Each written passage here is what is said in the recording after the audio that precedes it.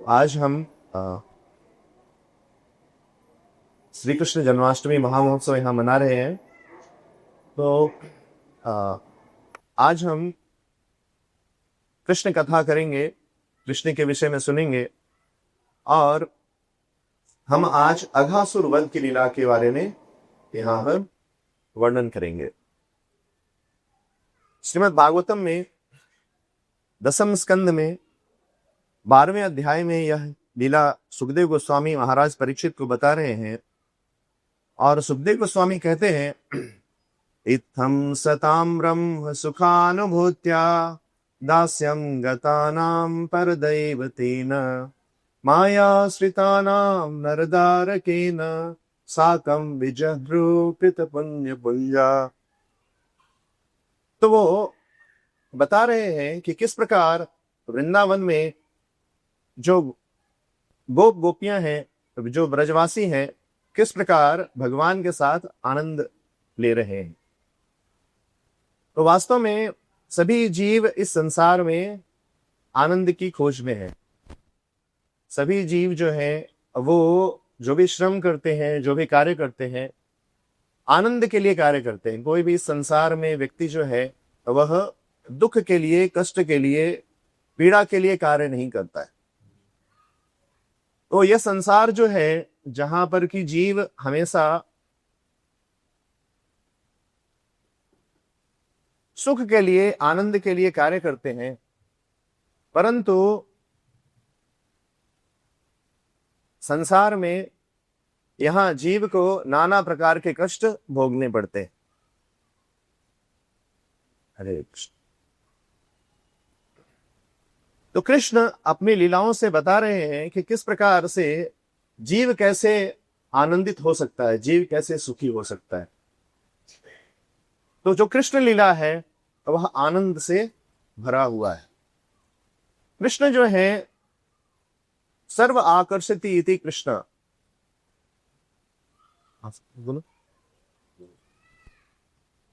दोनों और इस पर because this is for the village. Die participa den wir participa Hey. हरे कृष्ण। तो संसार में जो प्रत्येक जीव है, क्योंकि जीव का स्वभाव है आनंदमयो भ्यासात, जीव निरंतर आनंद को ढूंढते हैं और आनंदित रहना चाहते हैं। कोई भी जीव क्षण भर के लिए भी कष्ट पाना नहीं चाहता है। भागवतम में बताया गया है, तस्सैव हेतो प्रयते तको विदो न लभ्यते यद भ्रमताम पर्यदः कल लभ्यते दुख वदंत सुखम कालेन सर्वत्र गभीर रमहसार। संसार में जीव को जिस प्रकार न चाहते हुए भी कष्ट मिलता है, बिना प्रयास करने पर भी जिसे जीव को कष्ट मिलता है, उसी प्रकार काल के प्रभाव में उसके प्रारब्ध के अनुसार उसे सुख भी मिलता है। तो जीव को चाहिए इस प्रकार से कार्य करे जिससे कि वह अपने जो उसका संवैधानिक स्वरूप है, जो उसका संवैधानिक स्थान है, उसको प्राप्त हो सके। और जीवों को इसी प्रकार आकर्षित करने के लिए भगवान वृंदावन में प्रकट होते हैं और अपने मधुर लीलाओं को वो प्रदर्शित करते हैं, मधुर लीलाओं को अपने भक्तों के साथ व्यक्त करते हैं। तो सुखदेव गोस्वामी यहाँ बता रहे हैं कि इत्थम सदा ब्रह्म सुखानुभूत्या दास्यम गतानाम परदैवतेन। जो भगवान जो ब्रह्मवादियों के लिए परम सुख हैं और जो अपने आश्रित भक्त हैं उनके लिए वो आश्रय हैं, और मायाश्रिता नाम नरदैवकेन, जो लोग माया के आश्रित हैं, जो माया को ढूंढ रहे हैं, माया रूपी सुख को ढूंढ रहे हैं संसार में, उनके लिए एक ऐसे व्यक्ति है, साधारण व्यक्ति है। जैसे कृष्ण जब यहाँ प्रकट लीला कर रहे थे तो कुछ लोग थे जो कृष्ण को आश्रय नहीं समझते थे, कृष्ण का आश्रय उन्होंने नहीं लिया। और साकम विजहरूपित पुण्य पुंजा, और वो वर्णन कर रहे हैं किस प्रकार से जो ग्वाल वाल हैं, विशेषकर यहाँ पर ग्वाल वालों का वर्णन हुआ है। तो ग्वाल बाल किस प्रकार से कृष्ण के साथ रमन कर रहे हैं, कृष्ण के साथ विहार कर रहे हैं। तो वृंदावन में भगवान जब अवतरित हुए हैं तो वो इतनी मधुर लीलाओं को व्यक्त करते हैं। रात्रि में भगवान सोते हैं और ग्वाल बाल सभी प्रतीक्षा करते हैं कि कब सुबह होगी, और सुबह उठते साथ हम कृष्ण के साथ रमन करने जाएंगे, विहार करने जाएंगे। तो कृष्ण सुबह उठते हैं और सुबह उठकर भगवान अपनी बिगुल, अपने तुरही को बजाते हैं, और सभी ग्वाल बाल जो है भगवान के तुरही को, भगवान के बिगुल को सुनते हैं, और वो भी उठते हैं, अपने तुरही को बजाते हैं, और सभी भाग भाग कर अपने माताओं के पास जाते हैं और कहते हैं, माता हमें तैयार कर दो, हम कृष्ण के साथ वन में जाएंगे। और कृष्ण को यशोदा माता तैयार करती हैं, और जो गोप हैं, जो ग्वाल बाल हैं, उनकी माताएं सब उनको श्रृंगार करती हैं, और श्रृंगार करने के उपरांत उनको लंच बॉक्स देती हैं। जैसे अभी बच्चे स्कूल जाते हैं तो माताएं क्या करती हैं, बच्चों को लंच पैक करके देती हैं। और उसके बाद कृष्ण जो है ग्वाल बालों के साथ वो वन में विहार करने के लिए जाते हैं। सभी अपने गौओं बछड़ों को लेकर वो वन में जाते हैं, और वन में नाना प्रकार की क्रीड़ा करते हैं, आनंद लेते हैं। और उसका विस्तृत विवरण श्रीमद् भागवतम में सुखदेव गोस्वामी ने किया है। किस प्रकार से जो ब्रज के वन में कृष्ण ग्वाल बालों के साथ विहार कर रहे हैं, उसका बहुत सुंदर वर्णन आया है। वो वर्णन आता है कि किस प्रकार कृष्ण जो हैं वो वन में अनेक प्रकार के पक्षी हैं, और पक्षी जो हैं वो सुंदर मधुर अपने स्वर में गीत गाते हैं। तो जब कोयल अपने स्वर में जब गीत गाती है, जब ग्वाल बाल कोयल की वाणी को सुनते हैं तो वो भी पीछे से कोयल के समान गाते हैं। कोयल की भाषा को, कोयल की वाणी को वो उसका अनुकरण करते। और जैसे कभी मोर जो है वृंदावन में, जब मोर नाचता है तो ग्वाल बाल भी मोर के समान नृत्य करते हैं।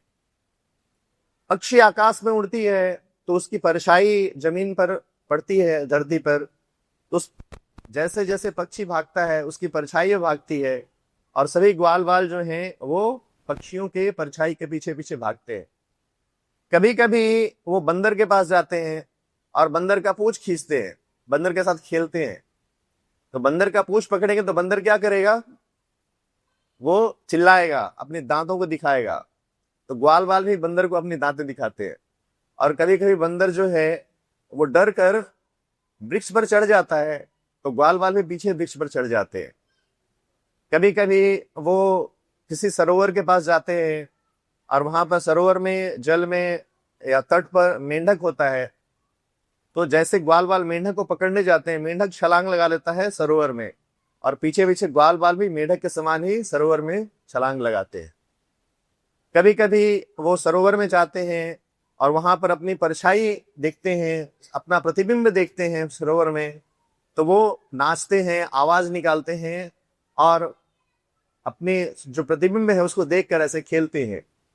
कभी कभी किसी कुएं में जाते हैं, जो कुआं में जल नहीं होता है, तो जब कुएं में कुछ आवाज करते हैं तो प्रतिध्वनि सुनाई पड़ती है, और जब प्रतिध्वनि सुनाई पड़ती है तो उसको फिर से बोलते हैं और हंसते हैं, बोलते हैं और हंसते हैं। तो इस प्रकार से कभी जो है एक दूसरे के साथ मल्ल युद्ध करते हैं। कभी बालक क्या करते हैं कि एक ग्वाल बाल का लंच बॉक्स जो है वो चुरा लेते हैं, और चुरा कर किसी और बालक को दे देते हैं। जब उस ग्वाल बाल को पता चलता है कि मेरा लंच बॉक्स किसी ने ले लिया है, तो वो जाता है उस ग्वाल बाल के पास जिसके पास उसका लंच बॉक्स है। तो जब अपना लंच बॉक्स लेने जाता है तो वो ग्वाल बाल क्या करता है, उसको उठाकर किसी और ग्वाल बाल के पास फेंक देता है। और इस प्रकार बालक जो है, कृष्ण जो है विहार कर रहे हैं और आनंद ले रहे हैं। कभी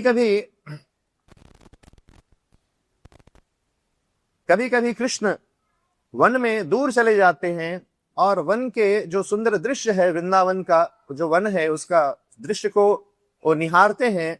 तो उस समय ग्वाल बाल जो है पीछे से दौड़ते हैं और कृष्ण को कहते हैं,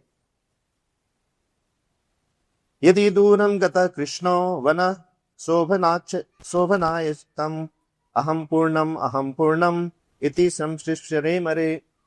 वो कहते हैं कि मैं कृष्ण को पहले छूऊंगा, मैं कृष्ण को पहले छूऊंगा। और इस प्रकार जो ग्वाल बाल हैं वो सभी विहार कर रहे हैं, आनंद ले रहे हैं। तो सुखदेव गोस्वामी इस कथा को इतना विस्तृत वर्णन कर रहे हैं और बता रहे हैं कि किस प्रकार कृष्ण वृंदावन में आनंद ले रहे हैं। तो परीक्षित महाराज, उनके पास 7 दिन था श्रवण करने के लिए, और ये कथा 10वें स्कंद में आ रहा है। इसका अर्थ है कि अभी कितने दिन बीत चुके हैं और परीक्षित महाराज ने कुछ जल नहीं लिया है, कुछ अन्न नहीं लिया है, विश्राम नहीं किया है, और वो कृष्ण की जो कथा है, जो गंगा जो सुखदेव गोस्वामी के मुख से निकल रहा है, उसको परीक्षित महाराज पी रहे हैं और इस प्रकार वो आनंदित हो रहे हैं और इच्छा व्यक्त कर रहे हैं कि मैं इस कथा को विस्तार से श्रवण करना चाहता हूं। इसलिए सुखदेव गोस्वामी जीवों को आकर्षित करने के लिए कृष्ण किस प्रकार से विहार कर रहे हैं, वृंदावन का क्या परिदृश्य है, उस दृश्य का सुंदर वृत्तांत वर्णन कर रहे हैं, ताकि जो कलयुग में जो जीव हैं इस कथा को श्रवण करके भगवान के जो रमणीय लीला है इसका श्रवण करके वो भी कृष्ण की तरफ आकृष्ट हो सके और वैसे आध्यात्मिक जीवन के प्रति आकृष्ट हो सके जो जीवन जीव का वास्तविक स्वभाव है। जीव का वास्तविक स्वभाव है कि वह कृष्ण का दास है और सदैव कृष्ण के समान ही वो आनंदित रहना चाहता है। कृष्ण लीला में भगवान जो है कभी भी कष्ट में नहीं रहते, कभी चिंता में नहीं रहते हैं। भगवान सदैव आनंद विहार करते हैं और यही जीव जो है इसी को पाने के लिए निरंतर वो संघर्ष करता रहता है। तो यहां सुखदेव गोस्वामी इसका विस्तृत वर्णन कर रहे हैं और किस प्रकार से कृष्ण जो है वो ये जो ग्वाल बाल हैं उनका संग, कृष्ण का संग इन ग्वाल बालों को प्राप्त हो रहा है और ये ग्वाल बाल जो हैं किस प्रकार की उन्होंने भक्ति की है कि वो कृष्ण के साथ यहाँ पर विहार कर रहे हैं। तो वास्तव में कृष्ण को पाना इतना सरल नहीं है। ब्रह्म संहिता में बताया गया है, पंथास्तु कोटि शतवत्सर संप्रगम्यो वायो रथापि मनसो मुनिपुंगवाना सोप्यस्त यद प्रपद सिंह में अविचिंत तत्वे गोविंदमादि पुरुषम तमहम भजामि।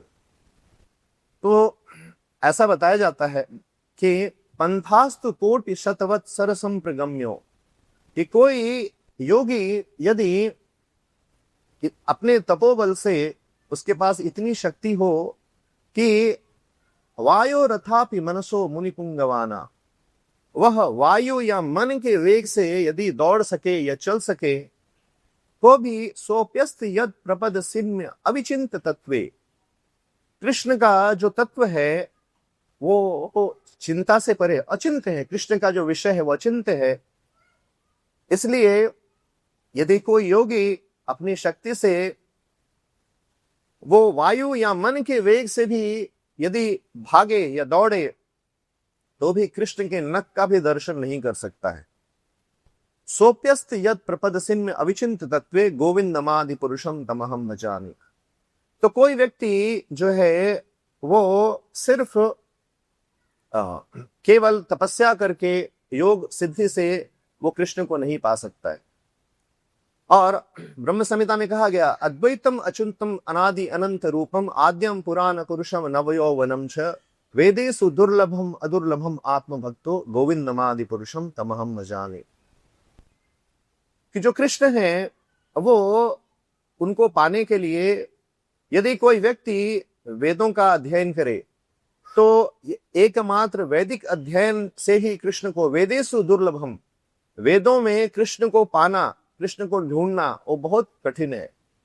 वेदेषु दुर्लभम, भगवान को सिर्फ वेद के पठन पाठन से, वेद को श्लोकों को स्मरण करके उसको रिसाइट करके एकमात्र वैदिक अध्ययन से भी कृष्ण प्राप्त नहीं हो सकते, क्योंकि वेदेषु दुर्लभम, भगवान जो हैं वो वेदों में उनको पाना बहुत दुर्लभ है। परंतु अदुर्लभम आत्मभक्तो, भगवान जो है अपने भक्तों के लिए वो बहुत शीघ्र प्राप्त होते हैं। तो कृष्ण जो है एकमात्र भक्ति द्वारा प्राप्त होते हैं। भगवान भगवत गीता में कहते हैं, नाहम वेदैर न तपसा न ज्ञाने न च युज्यया भक्त्या तनन्या शक्या अहम यो विधोर्जुना ज्ञातुम द्रष्टुम च तत्त्वेन प्रवेष्टुम च परंतप। एकमात्र भक्ति द्वारा भगवान कहते हैं कि नाहम वेदेश न तपसा, वेदों के पठन पासन से, तप से, ज्ञान से, यज्ञ से, दान से भगवान जो है वो प्राप्त नहीं होते हैं। भक्त्या तुरन्या शक्य अहम यो एवो विधोर्जुना, एकमात्र भक्ति द्वारा ही कृष्ण प्राप्त होते हैं। तो यहां सुखदेव गोस्वामी बता रहे हैं कि किस प्रकार से भगवान अपने भक्तों के साथ विहार कर रहे हैं, और ये जो ग्वाल बाल हैं इन्होंने किस प्रकार की भक्ति की है। साख्यम विजहरू कृत पुण्य पुंजा, उन्होंने जन्म जन्मांतर तक भगवान की भक्ति की, और उस भक्ति के पुण्य के द्वारा वो आज उन्हें वो स्थान प्राप्त हुआ है जहां पर कि वो कृष्ण के साथ नित्य रमन कर रहे हैं। और कृष्ण इसी अवसर को सभी जीवों को प्रदान करना चाहते हैं। सभी जीव जो है उनका वास्तविक जो स्थान है, जो उनका संवैधानिक स्थान है, वो यही है कि वो कृष्ण की भक्ति करें और कृष्ण की भक्ति में वो आनंदित रहें। तो इस प्रकार जब कृष्ण विहार कर रहे थे तो उस समय वृंदावन में अघासुर नाम का एक असुर जो है कंस के द्वारा भेजा गया था, और वह असुर वहां प्रवेश करता है। अब यह असुर जो है यह पूतना और बकासुर का भाई है। तो अभी बकासुर और पूतना का वध भगवान ने अभी किया है थोड़े समय पूर्व, तो वो बदला लेना चाहता है। कंस का सेवक है और वो बदला लेना चाहता है, और बदला लेने की भावना से वो वहां ब्रज में आता है, और अपनी शक्ति से, उसके पास भी योग शक्ति है। जो कृष्ण के समय जो असुर थे उनके पास भी बहुत योग शक्ति होती थी, बहुत घोर योग शक्ति होता था, और वो अपनी योग शक्ति से, जैसे योग शक्ति होती अनिमा, लघिमा, महिमा, तो इन शक्तियों में वो निपुण था। वो असुर भी इन शक्तियों में निपुण थे, और वो उस शक्ति का उपयोग करके एक बहुत विशाल सर्प का रूप धारण करता है। इतना विशाल सर्प का रूप धारण करता है कि उसका शरीर जो है वह 8 मील लंबा होता है। और जब वो असुर वहां ब्रज में आते हैं तो देवतागण उस असुर को देखकर भयभीत हो जाते हैं, और देवतागण भयभीत हो जाते हैं, सोचने लगते हैं कहीं इस असुर की दृष्टि हमारे ऊपर ना पड़ जाए, तो यह असुर जो है हमें चोट पहुंचाएगा, हमसे बदला लेगा। और इस प्रकार वो उस असुर को देखकर वो बादलों में छिप जाते हैं। तो यहाँ श्रीमद् भागवतम में बताया गया है कि देवतागण नित्य वो क्या करते हैं, अमृत का पान करते हैं। तो देवतागण अमृत का पान कर रहे हैं, और अमृत का पान करने के उपरांत भी उनको अमृत के ऊपर इतना निष्ठा नहीं है कि ये हमारी रक्षा करेगा, और इस प्रकार वो अघासुर से भयभीत होकर वो बादलों में छिप रहे हैं। परंतु जो ग्वाल बाल हैं वो अघासुर से भयभीत नहीं है। ग्वाल बाल आपस में चर्चा करते हैं कि क्या है ये, किस प्रकार का सर्प है, ये मूर्ति है या वास्तविक सर्प है। इस प्रकार वो चर्चा कर रहे हैं। तो वास्तव में कोई व्यक्ति इस संसार में कितना भी व्यवस्था कर ले, वह इस संसार के भय से अपने आप को निर्भीक नहीं कर सकता है, कितना भी वो व्यवस्था कर ले, क्योंकि जीव की शक्ति से परे है जन्म मृत्यु जरा व्याधि। संसार में सभी जो जीव हैं अलग अलग व्यवस्था कर रहे हैं ताकि वो जन्म मृत्यु जरा व्याधि से पार पा सके। कोई चाहता नहीं है इसे। जैसे विज्ञान जो है वो जन्म मृत्यु जरा व्याधि इसको मिटाने का प्रयास कर रहा है, प्रयत्न कर रहा है। जन्म को कंट्रोल करने का प्रयास किया जाता है, वृद्धावस्था को भी रोकने का प्रयास किया जाता है, और जो रोग है, रोग को भी रोकने का प्रयास किया जाता है, और अंततः मृत्यु तो कोई व्यक्ति नहीं चाहता है। तो संसार में यदि कोई व्यक्ति कितना भी व्यवस्था कर ले, क्या उसकी व्यवस्था कभी भी इतना पर्याप्त हो सकेगा कि वह स्वयं को जन्म मृत्यु जरा व्याधि से स्वयं को निवृत्त कर सके, स्वयं की रक्षा कर सके? यह संभव नहीं है। इसलिए एकमात्र भक्ति ही है जो चीज को ठीक बनाती। भजहु रे मन श्रीमत श्रीअनंदनंदन अभय चरणारविंद रे। जब जीव कृष्ण के चरण कमल का आश्रय ग्रहण करता है तो वह वास्तव में निर्भीक हो जाता है। वह जन्म मृत्यु जरा व्याधि के भय से भयभीत नहीं होता है। हम देखते हैं हमारे भक्त समाज में इतने सारे भक्त हुए हैं, इतने सारे भक्त जिन्होंने अपना देह को त्याग किया है, तो उन्हें मृत्यु का भय नहीं था। कुछ वर्ष पूर्व हमारे मंदिर में स्तोप कृष्ण प्रभु थे। तो स्तोप कृष्ण प्रभु पहले मंदिर में रहते थे, ब्रह्मचारी थे, बाद में वो गृहस्थ बने थे और उनको कैंसर हो गया था।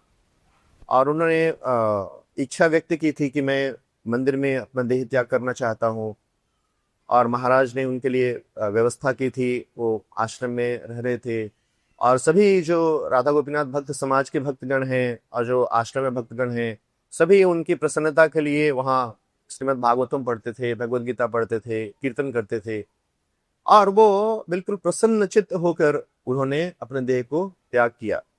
हालांकि वो उस अवस्था में थे जहां पर कि उनकी नवविवाहिता पत्नी थी और उनकी एक बेटी थी, बहुत छोटी थी। फिर भी वो निर्भीक होकर उन्होंने अपने देह को त्याग किया। तो भजहु रे मन श्रीनंद नंदन अभय चरणारविंद रे। तो जीव जब कृष्ण के चरण कमल का आश्रय ग्रहण करता है तो भगवान के चरण कमल जो है वो अभयता को प्रदान करते हैं। इसलिए जिस भक्त ने गंभीरता पूर्वक भगवान के चरण कमलों का आश्रय ग्रहण किया है, जो भक्त निष्ठा पूर्वक हरिनाम का जप करता है, वह वास्तव में निर्भीक हो जाता है। हरे कृष्णा कृष्णा कृष्णा हरे हरे, हरे राम राम राम हरे हरे। तो यहां हम देखते हैं कि देवतागण वो नित्य अमृत का पान करते हैं, परंतु वो उसके उपरांत भी निर्भीक हैं। और जो ग्वाल बाल हैं, वो ग्वाल बाल उस अघासुर को देखकर आपस में बिल्कुल निर्भीक होकर वो आपस में वार्तालाप कर रहे हैं। तो वो वार्तालाप कर रहे हैं कि क्या ये वास्तव में सर्प है या कोई मूर्ति है।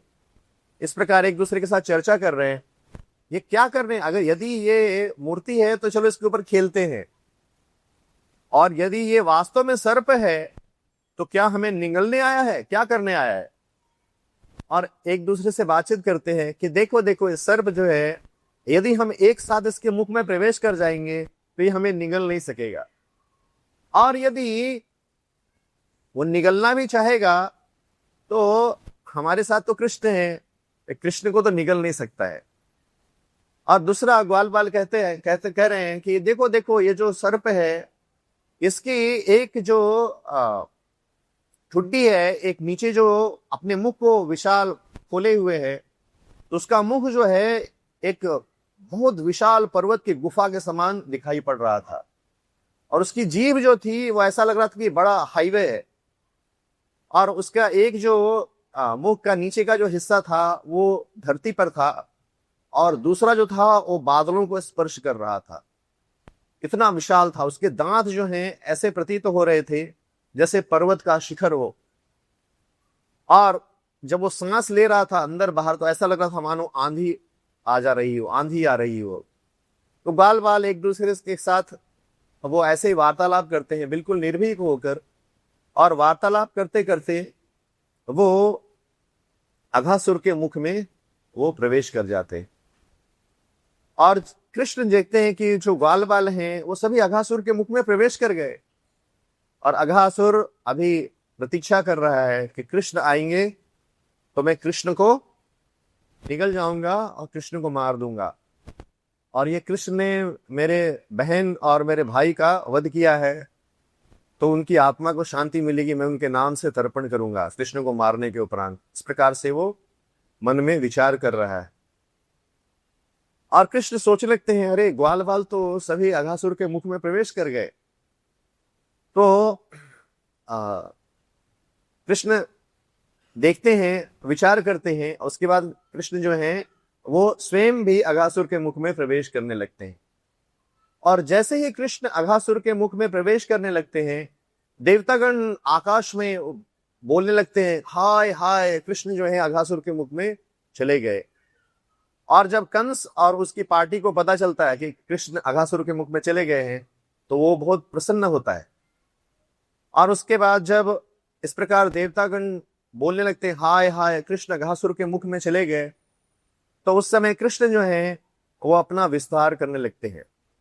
अघासुर, उसके पास योग शक्ति है, अपना मुख को बहुत विशाल बनाया है, परंतु कृष्ण को मात नहीं दे सकता है। कृष्ण योगेश्वर हैं, तो कृष्ण अपना स्वरूप बढ़ाने लगते हैं, बड़ा करने लगते हैं, और अघासुर जो है उसका गला चोक हो जाता है, गला रुक जाता है, गला बंद हो जाता है, और वो सांस ना अंदर ले सकता है ना बाहर ले सकता है। और इस प्रकार जो है भगवान अपना रूप और बड़ा करते जाते हैं, और वह जो है स्ट्रैंगुलेट हो जाता है, अघासुर का गला जो है वो बंद हो जाता है, और उसकी आंखें जो हैं अपने सॉकेट से बाहर निकल जाती हैं।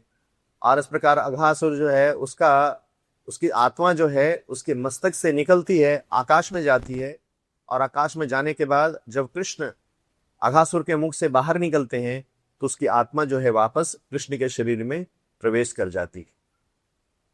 और उस समय कृष्ण अपने ग्वाल बाल जो है उनके ऊपर दृष्टि डालते हैं, और ग्वाल बाल जो अघासुर के मुख में वो अचेत हो गए हैं, भगवान उनको फिर से जीवित करते हैं, और सभी ग्वाल बाल जो हैं वो नृत्य करते हुए अघासुर के मुख से बाहर आ जाते हैं। और देवतागण जब अघासुर के देखते हैं कि अघासुर का वध हो गया, तो वो सभी साधु साधु इस प्रकार से हरि बोल, हरे कृष्णा, वो देवतागण जो हैं वो पुकारने लगते हैं। और देवतागण की पत्नी के साथ आते हैं वहां पर, और ढोल नगाड़ों के साथ नृत्य करने लगते हैं, कृष्ण के ऊपर वो पुष्प की वर्षा करते हैं, और इस प्रकार भगवान जो है अघासुर का वध करते हैं। तो सुखदेव गोस्वामी बताते हैं कि अघासुर जो है वह बहुत भाग्यवान है। भाग्यवान क्यों है? क्योंकि कृष्ण जो है वो स्वयं उसके मुख में प्रवेश किए हैं। तो कोई भी व्यक्ति यदि उसका किसी भी प्रकार से कृष्ण के साथ उसका यदि संपर्क होता है, तो वह जीव जो है वह शुद्ध हो जाता है। कृष्ण का किसी भी प्रकार से यदि जीव का संपर्क हो, संबंध हो, यदि कृष्ण का कोई व्यक्ति ध्यान करे, तो वह शुद्ध हो जाता है। हम देखते हैं कि भगवान जिस भी असुर का वध करते हैं, तो वो असुर मुक्त हो जाता है, जन्म मृत्यु के चक्र से मुक्त हो जाता है। क्योंकि कृष्ण जो है वो एब्सोल्यूट है, भगवान पूर्ण है, इसलिए कृष्ण के द्वारा किया गया सभी कार्य भी पूर्ण है। कृष्ण यदि किसी को आलिंगन करते हैं, प्रेम करते हैं, और कृष्ण किसी का वध करते हैं, तो वह दोनों ही पूर्ण है। दोनों ही जीव जो है वह मुक्त हो जाता है। तो क्योंकि कृष्ण जो है वो किसी से द्वेष नहीं करते हैं, सभी जीव कृष्ण के ही अंश हैं, कृष्ण किसी से द्वेष नहीं करते हैं। भगवान कहते हैं कि समोहम सर्वभूतेषु न मे द्वेषोस्ति न प्रियः ये भजन्ति तुमाम भक्त्या मयि तेषु चाप्यहम्। तो कृष्ण किसी से द्वेष नहीं करते हैं, सभी कृष्ण के ही अंश हैं। इसलिए कोई भी व्यक्ति यदि शत्रुता भाव से, ईर्ष्या भाव से भी कृष्ण का स्मरण करता है, तो वह जीव जो है एक प्रकार से भाग्यशाली है और वो मुक्ति को प्राप्त करता है। जैसे सूर्य है, तो सूर्य जो है वह जिस स्थान में अपना प्रकाश को डालता है, जो सूर्य का प्रकाश किसी भी स्थान में पड़े, यदि वो स्थान पवित्र हो या अपवित्र हो, तो उससे सूर्य अपवित्र नहीं होता है, परंतु वो स्थान पवित्र हो जाता है। जैसे यदि सूर्य का प्रकाश किसी वैसे स्थान में पड़े जहां विष्ठा है, मलमूत्र है, तो सूर्य के प्रकाश से वो स्थान भी वो सूख जाता है, स्वच्छ हो जाता है।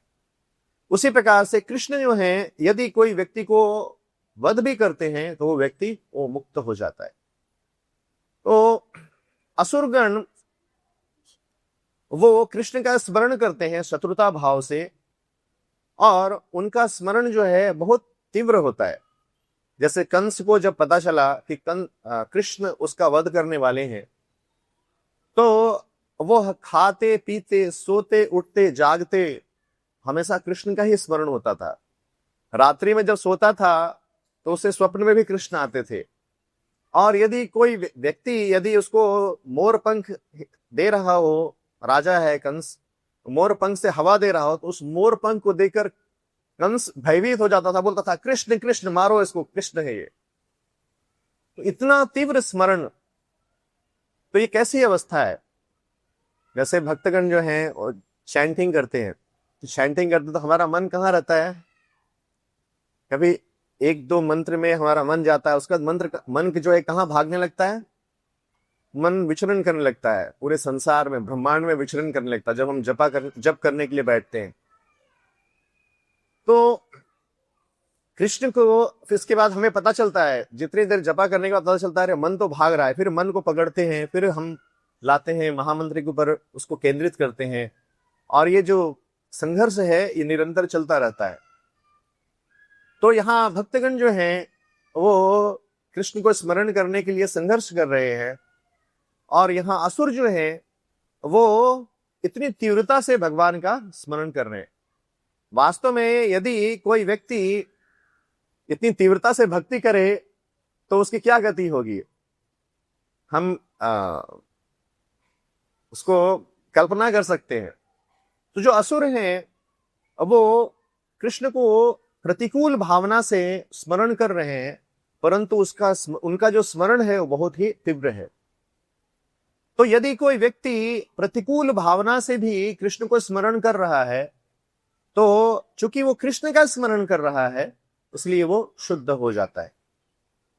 भगवान भगवत गीता में कहते हैं, सततम कीर्तयन्तो माम यतन्तश्च दृढ़व्रता नमस्यन्तश्च माम भक्ता नित्य युक्ता उपासते। अब वो अपने भक्तों से ये अपेक्षा कर रहे हैं, कह रहे हैं कि सततम कीर्तयन्तो माम, जो भक्त सतत मेरा कीर्तन करते हैं, यतन्तश्च दृढ़व्रता, वो दृढ़ व्रत होकर वो दृढ़ता से भगवान का स्मरण करते हैं। जैसे अभी हमारे राधा गोपीनाथ मंदिर है, वहां ब्रह्मचारी हैं, जैसे श्रील हरिदास ठाकुर प्रभु इतने वर्षों से प्रभु जी हैं, ब्रह्मचारी हैं, अपने व्रत का पालन कर रहे हैं, प्रचार कर रहे हैं। तो ये जो है इस प्रकार से दृढ़ व्रता, दृढ़ता से जो कृष्ण का स्मरण कर रहे हैं। तो भगवान कह रहे हैं कि सततम कीर्तयन्तो माम यतन्तश्च दृढ़व्रता नमस्यन्तश्च माम भक्त्या नित्य युक्ता उपासते। और इस प्रकार जो दृढ़ता से कृष्ण का भजन करता है वह कृष्ण को प्राप्त होता है। तो कृष्ण ये अपेक्षा कर रहे हैं कि भक्तगण जो हैं वो दृढ़ता से सतत कृष्ण का नाम जप करें। हरे कृष्णा कृष्णा कृष्णा हरे हरे, हरे राम राम राम हरे हरे। तो जब हम भक्ति करते हैं, जब हम अपनी साधना करते हैं, उस साधना को हमें दृढ़ता पूर्वक करनी चाहिए। जब हम दृढ़ता पूर्वक निष्ठा पूर्वक अपनी साधना को करते हैं तो वो कृष्ण को बहुत प्रिय है, वो साधना कृष्ण को प्रिय है। इसलिए भक्तों से अपेक्षा की जाती है कि वो निष्ठा पूर्वक दृढ़ता पूर्वक सुबह उठें और अपना 16 माला जप करें, सुबह उठकर 16 माला जप करें। यदि हम दृढ़ता पूर्वक यदि हम गुरु और कृष्ण के द्वारा जो दिए गए जो संदेश है उसका दृढ़ता पूर्वक पालन करेंगे तो हम अपने भक्तिमय जीवन में अवश्य ही विकास करेंगे, भक्ति में हम विकास करेंगे और अपने जीवन के जो हमारा लक्ष्य है उसको हम प्राप्त करेंगे।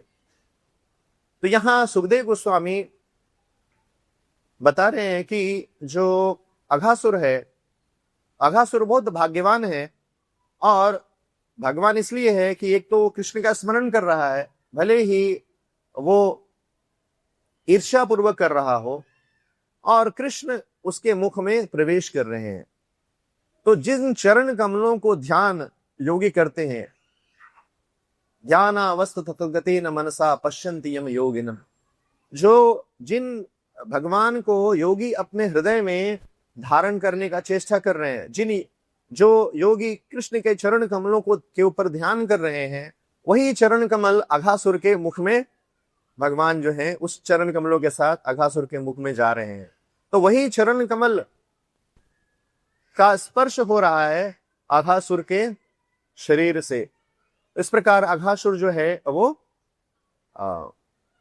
शुद्ध हो जाता है, और अघासुर शुद्ध हो जाता है, परंतु उसने भगवान का स्मरण ईर्ष्या भाव से किया है, प्रतिकूल भावना से की है, इसलिए भगवान उसको सायुज्य मुक्ति प्राप्त होती है।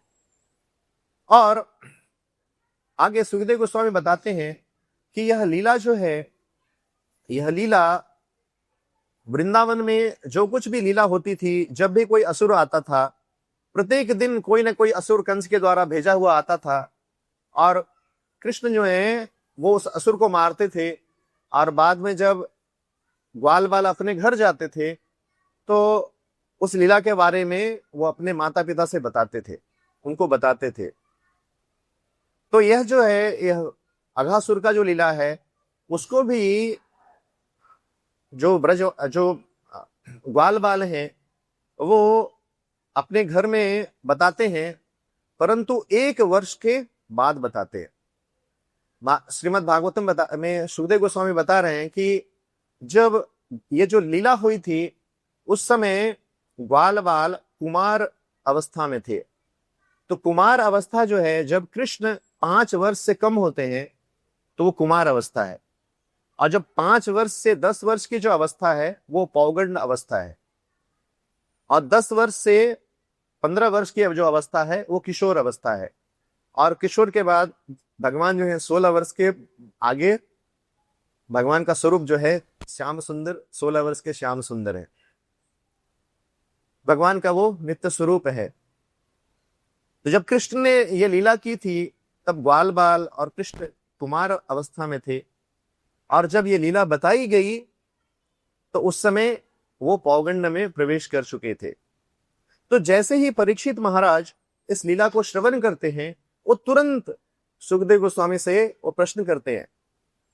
जैसे हम कभी क्लास में रहते हैं, सुनते हैं, तो हमें कभी हमारा मन कथा में आता है, कभी हमारा मन कथा से कहीं और चला जाता है, परंतु परीक्षित महाराज जैसे कथा को श्रवण कर रहे हैं और सुनते हैं कि अरे ऐसा कैसे हो गया कि कुमार अवस्था में लीला की और पौगंड अवस्था में उसको बताया जा रहा है, वो तुरंत सुखदेव गोस्वामी से प्रश्न करते हैं। इसकी चर्चा हम कभी और करेंगे। तो यहाँ जो अघासुर है जिसका भगवान ने वध किया, तो कृष्ण ने जितने भी असुरों का वध किया वो सारे असुर कोई ना कोई अनर्थ को वो प्रस्तुत करते हैं। सारे असुर जिनका कृष्ण ने वध किया, सारे असुर उन अनर्थों को वो प्रस्तुत करते हैं जो अनर्थ हमारे हृदय में भी निवास करते हैं। जैसे भगवान ने पूतना का वध किया, सकटासुर का वध किया, अबकासुर का वध किया, यहाँ पर हम अघासुर की लीला को वर्णन कर रहे हैं। तो अघासुर जो है वह क्रूरता को प्रदर्शित करता है, क्रूरता प्रदर्शित करता है। तो जीव जो है वह उसकी जो भावना होती है वो उसके अंदर हिंसात्मक भावना होती है, क्रूरता की भावना होती है। जैसे संसार में जो जीव हैं, जो लोग हैं, वो मांसाहार करते हैं। तो मांसाहार करना क्या है? क्रूरता है। मांसाहार करना क्रूरता है। इसलिए श्रील प्रभुपाद जी ने हमें 4 नियम दिया। 4 नियम क्या क्या दिया? कौन से 4 नियम श्रील प्रभुपाद जी ने हमें दिया है? मांसाहार नहीं करना, यस बताइए, व्यसन नहीं करना, और जुआ नहीं खेलना, और अवैध संबंध नहीं करना। तो जो मांसाहार है यह क्या है? जीव हिंसा है। किसी जीव को अपने, श्रील प्रभुपाद कहते हैं कि अपनी जिह्वा के टेस्ट के लिए हम किसी जीव के ऊपर हिंसा कर रहे हैं। तो हिंसा करने की जो प्रवृत्ति है वह अघासुर उसको प्रस्तुत करता है। और वास्तव में यदि कोई व्यक्ति भक्त नहीं बनता है तो वह भी हिंसा कर रहा है, वो हिंसा स्वयं के ऊपर कर रहा है, क्योंकि वह स्वयं को मार रहा है। कृष्ण की भक्ति का आश्रय नहीं ग्रहण करना वह भी हिंसा है, क्योंकि जीव को एक अवसर मिला है कि वह कृष्ण भक्ति करके जन्म मृत्यु के चक्र से मुक्त होकर वह भगवान के धाम को प्रवेश करे, भगवान के धाम का अधिकारी बने। जिस प्रकार से सुंदर लीलाओं को भगवान यहाँ प्रदर्शित कर रहे हैं और जिसका यहाँ वर्णन आ रहा है, ये धाम जो है ये सभी जीवों के लिए है। भगवान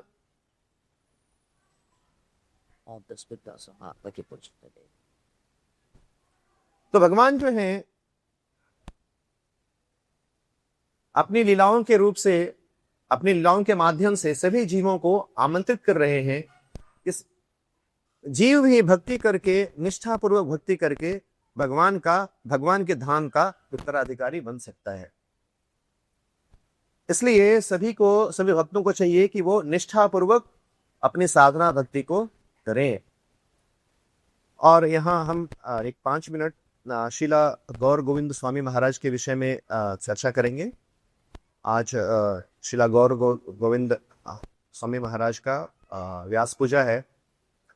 तो परम पूज्य गौर गोविंद स्वामी महाराज, इनका जन्म 1929 में जगन्नाथपुरी में स्थित एक गांव में हुआ था। और वो जब छोटे थे,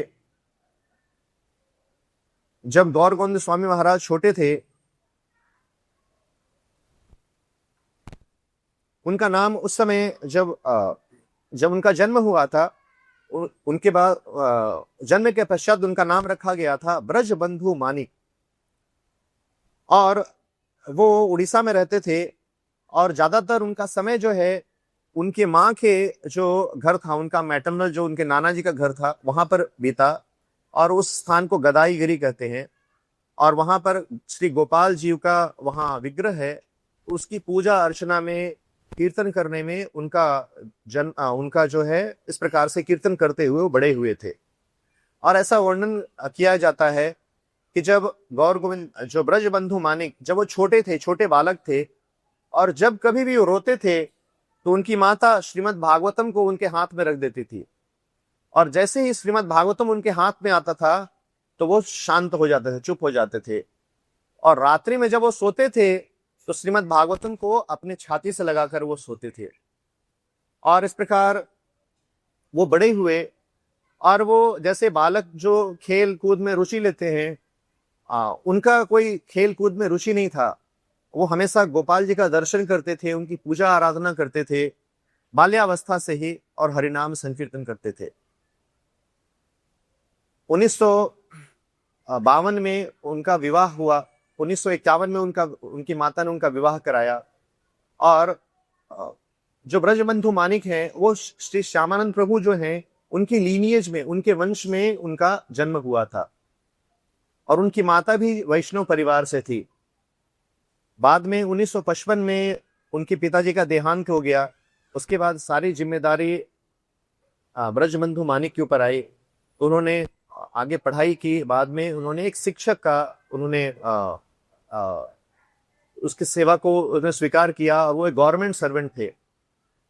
और उसके बाद परंतु वो उन्होंने अपने परिवार का ख्याल रखा, परंतु उनके हृदय में जो कृष्ण भक्ति की ज्वाला जो थी वो हमेशा जलती थी। और 1974 में वो अपने गृह को त्याग कर और वो एक गुरु को ढूंढने के लिए वो घर से बाहर निकले। जिस दिन वो अपने गृह को त्यागा था वो 1974 में वो रामनवमी का दिन था। और इस प्रकार वो भारत का भ्रमण कर रहे थे, अलग अलग तीर्थ स्थानों में जा रहे थे, मंदिरों में वो रह रहे थे।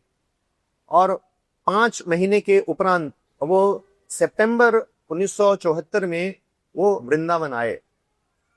और जब वो वृंदावन आए तो वृंदावन में देखा कि यहाँ पर बहुत सारे जो भक्तगण हैं, अमेरिकन भक्तगण हैं, वो सब धोती कुर्ता पहनकर, तिलक लगाकर हरिनाम संकीर्तन कर रहे हैं। और वो दृश्य उनके हृदय को स्पर्श किया, बहुत उनको आनंद आया इन भक्तों को देखकर।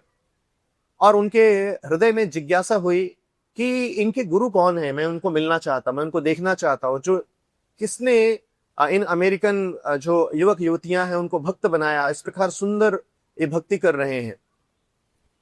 तो गौर गोविंद स्वामी महाराज उस समय ब्रजबंधु मानिक, उनको जब शिला प्रभुपाद जी से उनका संपर्क हुआ, जब शिला प्रभुपाद जी के पास आए, तो जैसे शिला प्रभुपाद जी के पास आए उन्होंने दंडवत किया। और दंडवत करके जब बैठे तो पहला प्रश्न शिला प्रभुपाद जी ने गौर गोविंद महाराज को कहा कि क्या आपने संन्यास लिया है। शिला गौर गोविंद स्वामी महाराज वो घर से निकले थे संन्यास ग्रहण करने के लिए, और कोई इस बात को जानता नहीं था। तो उन्होंने तुरंत समझ गए कि ये जो हैं ये चैत्य गुरु हैं, जो मेरे हृदय की इच्छा है मेरे गुरु इसको जानते हैं, ये मेरे वास्तव गुरु हैं, ये मेरे वास्तविक गुरु हैं। और इस प्रकार उन्होंने शिला प्रभुपाद जी का शरण ग्रहण किया और शिला प्रभुपाद जी ने उनको दीक्षा दी। उनका नाम पड़ा गौर गोविंद दास।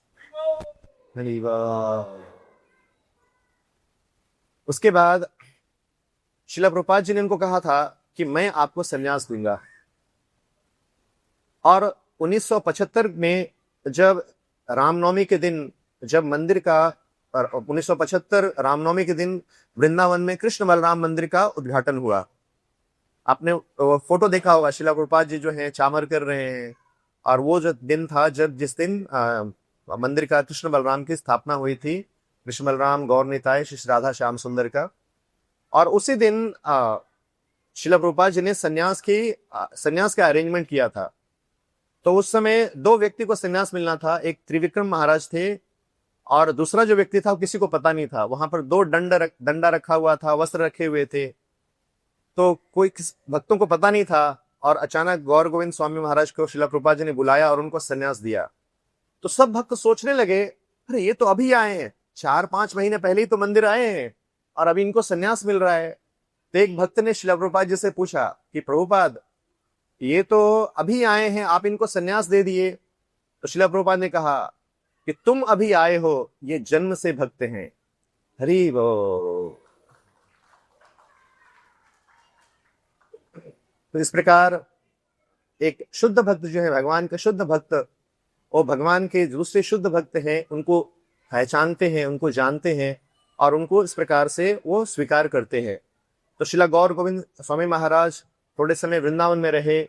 उसके बाद शिला प्रभुपाद जी ने उनको भुवनेश्वर भेजा और 1977 में गौर गोविंद स्वामी महाराज भुवनेश्वर में जो लैंड था वहां पर वो आए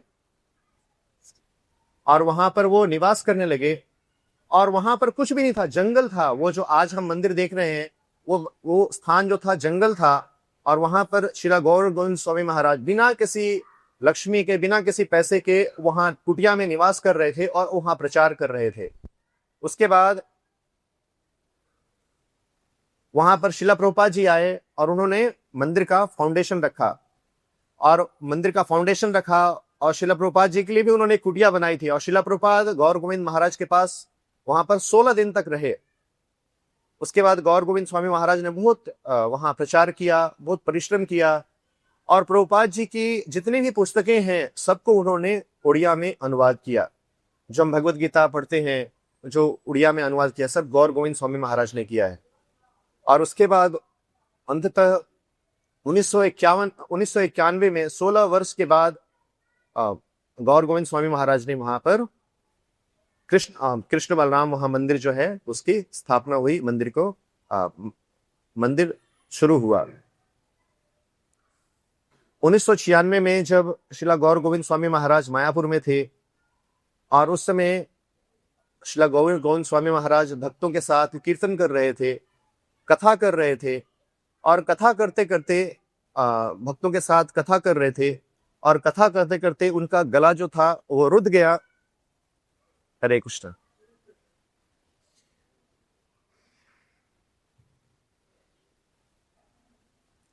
हरे कृष्ण। और शिला गौर गोविंद स्वामी महाराज ने कहा कि मुझे क्षमा कीजिए, मैं और अभी नहीं बोल सकता हूं। तो जब शिला गौर गोविंद महाराज ने ऐसा कहा तो भक्तों ने उनको बिस्तर पे लिटाया और उच्च स्वर में हरिनाम करने लगे। हरे कृष्णा कृष्णा कृष्णा हरे हरे, हरे राम राम राम हरे हरे।